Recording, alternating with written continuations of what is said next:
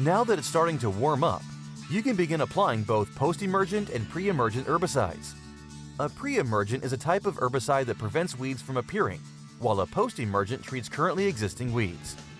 Get ahead of spring and summer weeds by applying a pre-emergent herbicide to prevent them from growing. If you notice that weeds are currently appearing, use a post-emergent herbicide to control them. If you put down a granular weed control product, be sure to water it in to help it get down into the soil. This should be all the water your lawn needs for the week. Some hard-to-control weeds to look out for this time of year include crabgrass, goosegrass, sandspur, clover, knotweed, spurge, and lespedeza. When applying any control product to your lawn and garden, read and follow product label instructions thoroughly. Visit our series of homeowner maintenance guides on Celebration, Latitude 36, and Northbridge. If you have a different kind of Bermuda grass, refer to our generic Bermuda grass maintenance guide. We've provided links to each guide in the video's description on YouTube.